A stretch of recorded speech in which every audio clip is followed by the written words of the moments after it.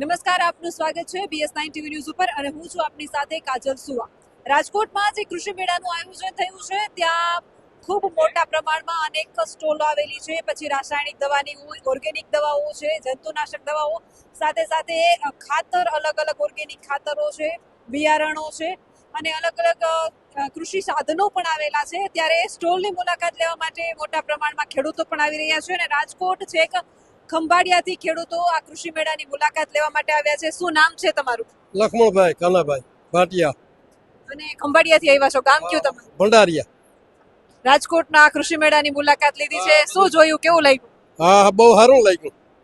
અને ખેડૂતને ઘણું આમાં જાણવા મળે છે ઘણું જાણવા મળે. અને આ બધું નવું નવું સરકાર જે બધું બહાર પાડે છે એ માટે ખેડૂતને બહુ સારું છે અને જોઈએ એટલે થોડુંક પ્રોત્સાહન મળે ને અને જાણવા મળે. અમારે આ બાપા બે જો અહીંયાથી ભંડારિયાથી આવ્યા ખાસ જોવા માટે. ખાસ આપણે પેલા જ્યારે મગફળીના પાથરા જ્યારે આપણે જૂના થ્રેસરમાં દેતા ને ત્યારે બહેનોનો ને એક પ્રશ્ન હતો કે એવું મશીન આવી જાય તો સારું કે પાથરા સીધું લઈ લઈએ. તો હવે એવાય મશીન આવી ગયા છે, શું કરશે? ના, ઈ આવી ગયા છે, આયલા જાય ને ડાયરેક્ટ લેતું જાય.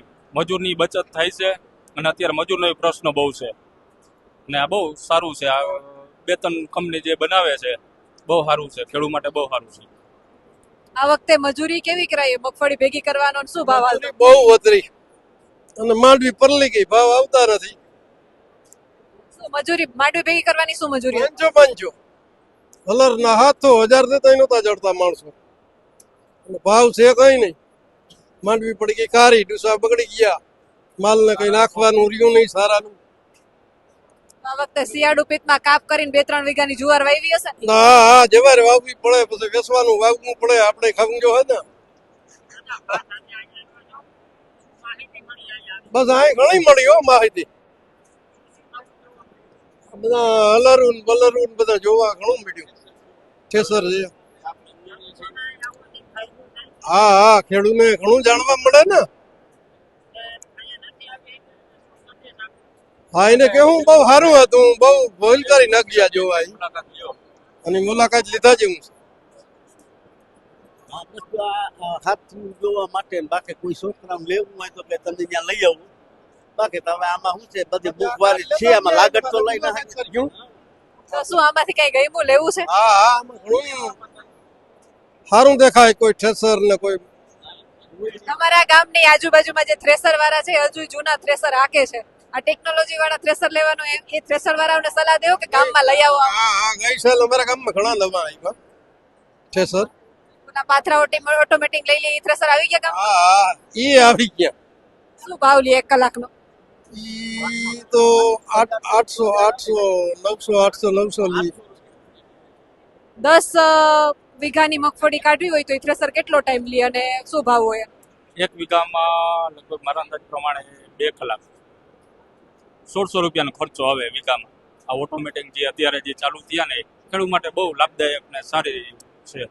એમાં જ્યારે કમોસમી વરસાદ થાય તો ઓછા સમયે આપણે વેલો ખેતર પાક વધારે ખેડૂત જોવા આવ્યા ને, મગફળી પરલી ગઈ, કોઈ ન થાય.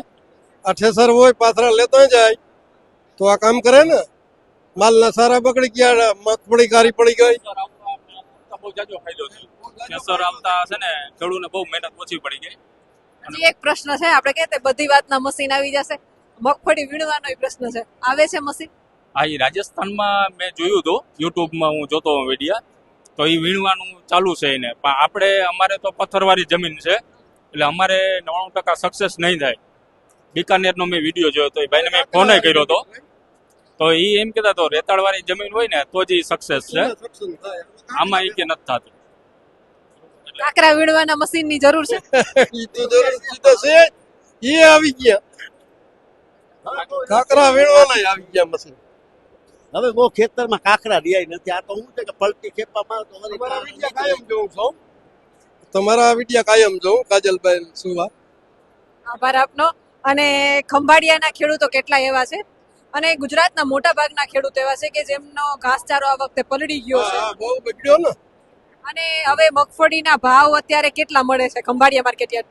એ 1200 1300 પરલી ગેલ એ કોરી માંડવી ના. આના તો 1050 ને 50 ગયા પરલી ગેલ ના. કોરી મગફળી બચી કે નથી બચી? એટલે થોડા જ હજી બે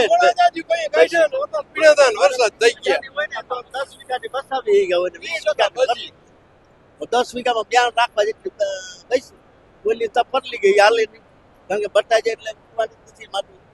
તમારા વિસ્તારના ખેડૂતોને શું કહેશો? કૃષિ મેળામાં આવવું જોઈએ? આવવું જ જોઈએ ને મેળામાં આવવું જોઈએ પછી આ વયું જાય ને પાછળ લેતું જાય એમાં ઈ હલરે લેવું જોઈએ આ પહેલા ન પરલે. કેમેરામેન રાજેશ જોશી સાથે હું કાજલ સુવા, BS9 TV ન્યૂઝ, રાજકોટ.